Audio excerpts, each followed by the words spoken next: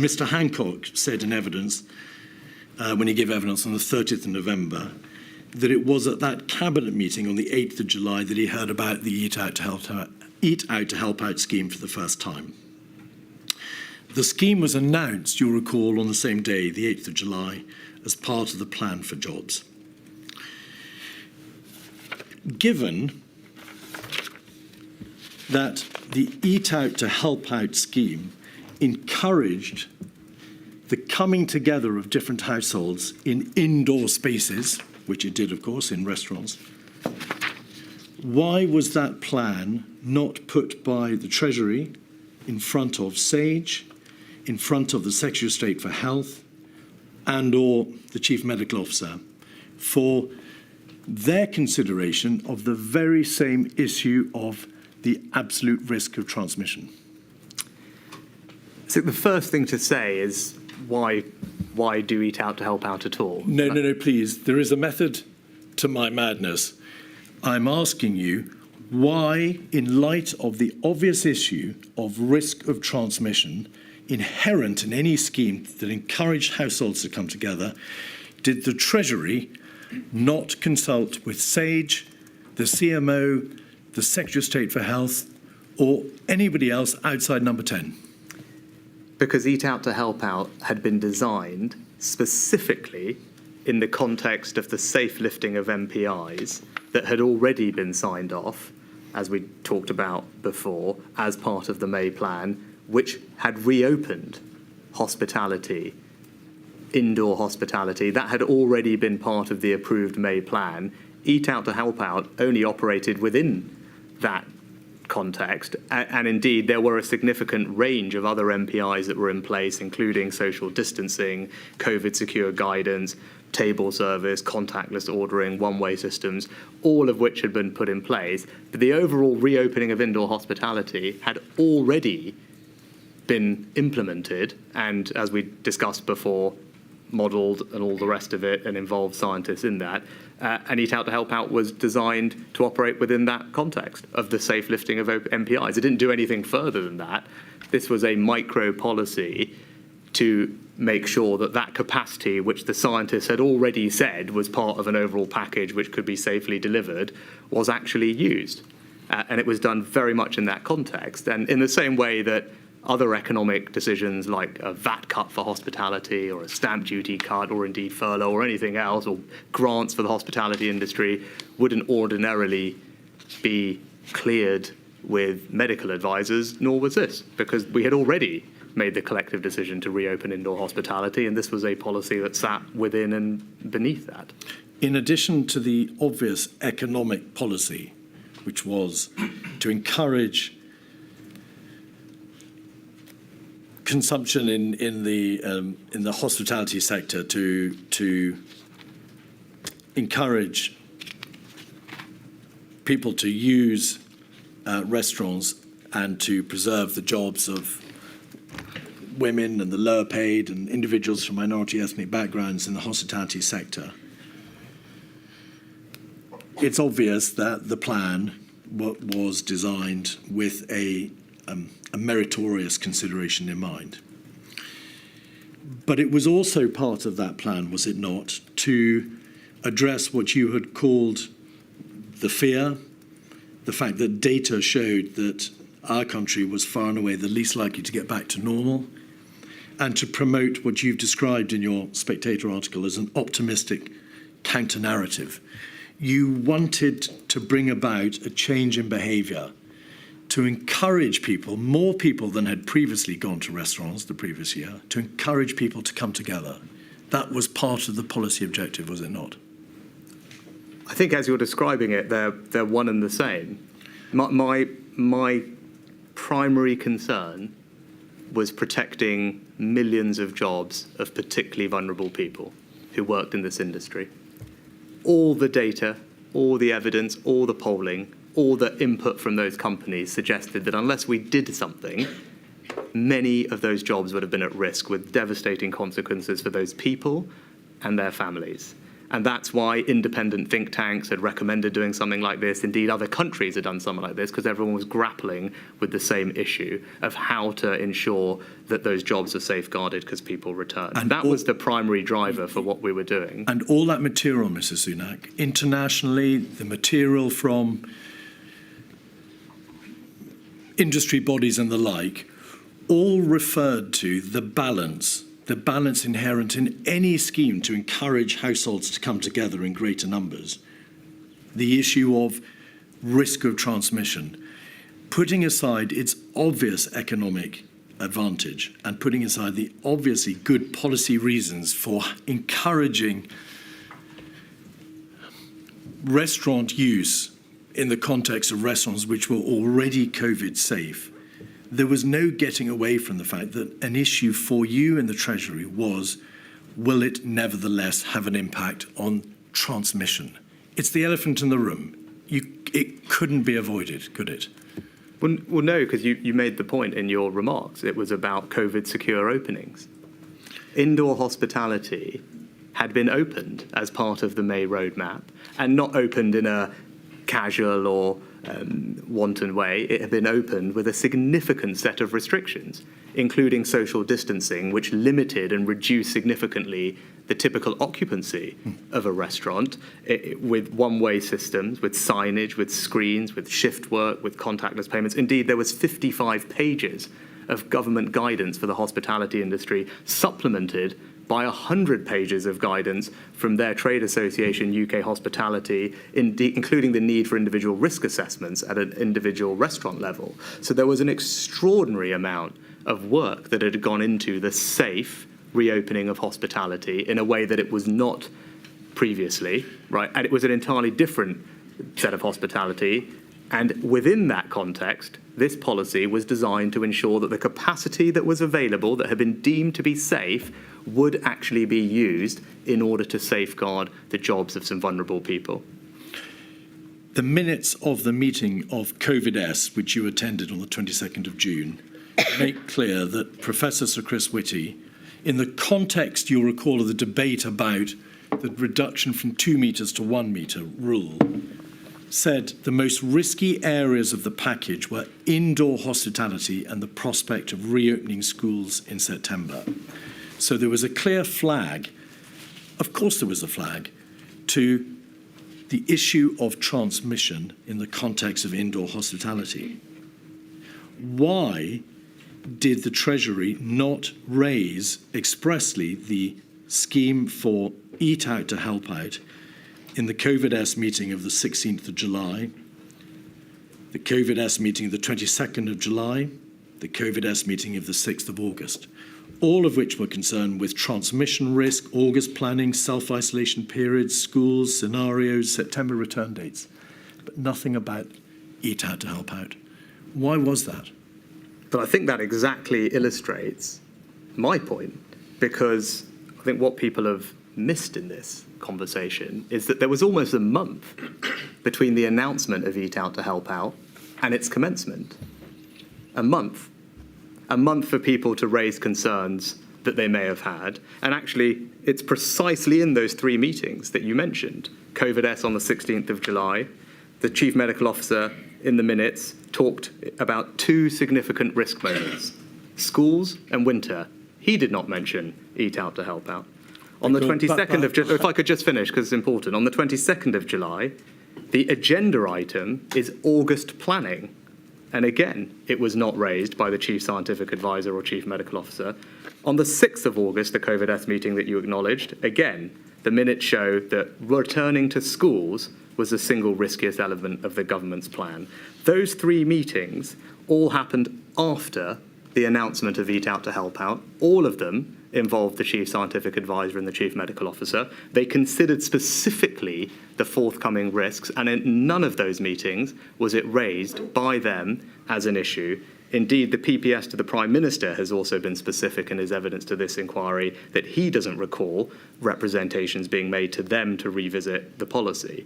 So I know there's been a lot of commentary on this point, but there was almost a month between announcement and commencement.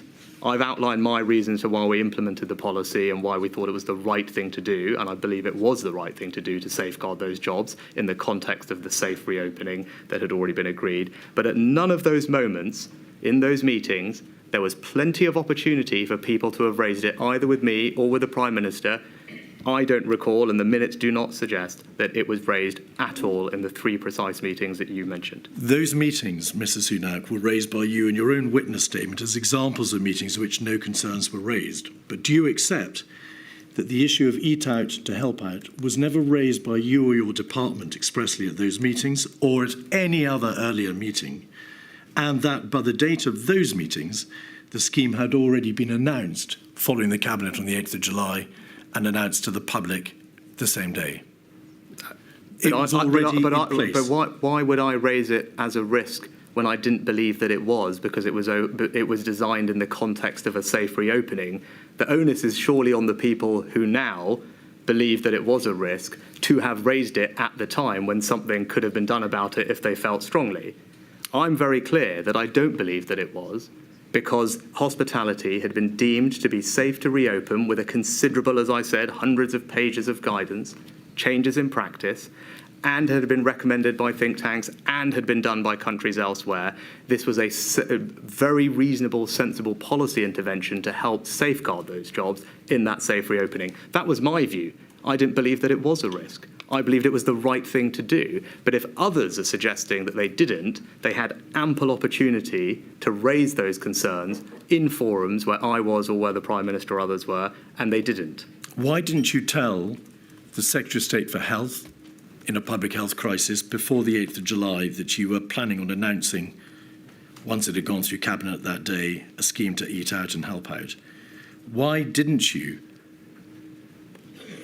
bearing in mind that this was a scheme to encourage households to come together, and you'd been debating at the very same time the reduction in the 2 metre to 1 metre rule, say to the CMO, we have this plan.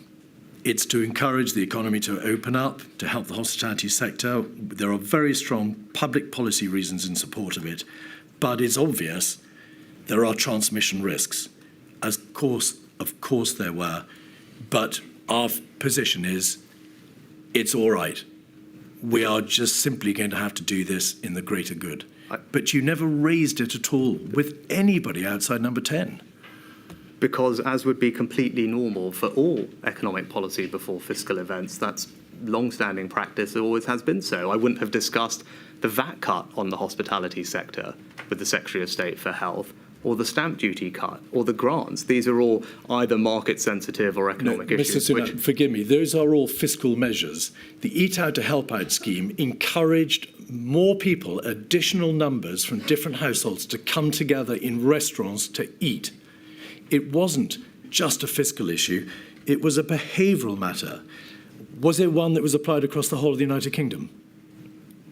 Yes, but so were many of the economic interventions. But again, the point remains, indoor hospitality, all the points you made about people coming together and eating was already part of the May plan, had already been collectively agreed and announced. It had been said to the country, restaurants were safe to visit with all the extra COVID secure systems that had been put in place. That was the message, so much so that the Cabinet Office ran a national campaign entitled Enjoy Summer Safely, backed it with considerable funding and national advertising, partnered with brand name companies, because the overall approach was to tell the country it was now safe to return to doing these activities because we had made progress on the virus, because we had track and trace, because we had the JBC, because we had all this COVID secure guidance. That was the very clear message backed by a national advertising campaign. It just wouldn't be entirely normal to discuss individual fiscal measures with people that sat within that context.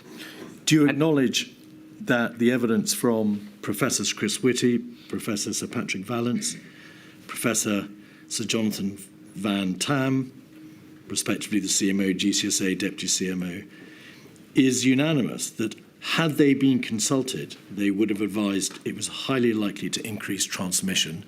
And whilst, of course, it's a policy matter over which they wouldn't have had the whip hand, it was an issue on which they would have expected to be consulted, given the behavioural aspect of the scheme, the bringing together of more people from different households. Do you acknowledge that? But they've not said that to me. I've not seen that. And as I said, they had ample opportunity to raise those concerns between the announcement of the scheme and its implementation. None of them chose to do so in any fora that they were in. And I think all of them have said on the record, as the evidence also conclusively demonstrates, that this was in way, no shape or form responsible for a second wave, which was predicted by the CMO and CSA as early as my first conversation with them in March, we'll come to and that happened in every other country in Europe. That is a different issue with respect, and we're going to address that in a moment. The scheme itself, was it brought to the attention of the devolved administrations? Did you ask for their input or consult with them in any way before the scheme was imposed and introduced in the other three nations? Again, that wouldn't have been ordinary policy. It wasn't on things like the furlough scheme or other support that we did. These are competencies of the UK government are competencies of the UK government, and they are announced in the normal way. Now, on the question of impact, it is absolutely right that you make plain that whilst there is some slim evidence to suggest that there was a correlation between the take-up of the scheme and new cases of COVID, there is other evidence, primarily in fact a paper prepared by HMRC, to suggest that there was no correlation. Some local authorities with very high Eat Out to Help Out take-up had relatively low levels of new COVID cases. Some other local authorities with high take-up had higher take-up of the COVID virus. So the evidence doesn't significantly support the proposition that there was an impact on infection rates. Nevertheless, why was the scheme not extended? Because it was always designed to be temporary. A submission from HM Revenue and Customs titled Eat Out to Help Out Extension, dated the 26th of August, said, "This is a submission concerning the possible extension of the Eat Out to Help Out scheme. There have been some concerns that opening up the hospitality sector has contributed to the rising rate of infection that have led to local lockdowns." So was one issue, one concern, at the time that debate was had around the extension, that there was in fact, or might have been, an impact on infection rates? No, the primary motivation was that it was meant to be a temporary intervention, because in order to elicit, and this is standard economic policy, in order to elicit a behavioural response, by definition what you want is for something to be temporary and credibly temporary, because otherwise you don't elicit the behavioural response that you are hoping to achieve. And as a general rule, the Treasury was always wary, as it should be, of temporary things that cost money becoming permanent, because that comes with significant fiscal implications. So the idea was very clearly to have something that was temporary to elicit the behavioural response, and that was always meant to be the case. So it was about behavioural response in part. It wasn't just about the fiscal support for the sector. You've just said. I mean, that's exactly right, because in order to safeguard the jobs of 2 million people working in the sector, you need people to go and use those businesses. And all the evidence analysis and general view of everyone was that it was unlikely that that was to happen, because people were not likely to return to those old behaviours, and this was designed to help encourage them to do so in a safe way. I mean, that is the explicit purpose of it. You can't safeguard those jobs without people being at the businesses so that they have the money to keep those jobs and employ those people. That's the whole point.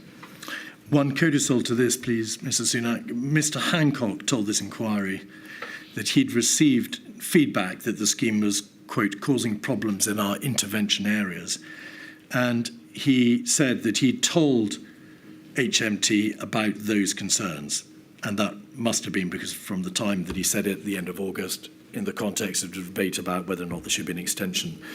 Are you aware that the Secretary of State for Health, who, by your own word, didn't know in advance of the Cabinet meeting, the 8th of July, of the promulgation of the scheme, expressed concerns latterly to your department about the risk of transmission? No, I'm not sure I have any record of that, but I do know he has said that there has been undue focus on this one item and is evidence to the inquiry. Excuse me? You're suggesting that he said this isn't a matter of some importance? I think he said himself that there's been undue focus on this one item, was his words to the inquiry, and he certainly, I have no recollection of him raising that, nor do I have any record of him doing so with me at the time. Well, it's a matter for my lady, but matters as to whether or not they are of importance, this inquiry, are for this inquiry.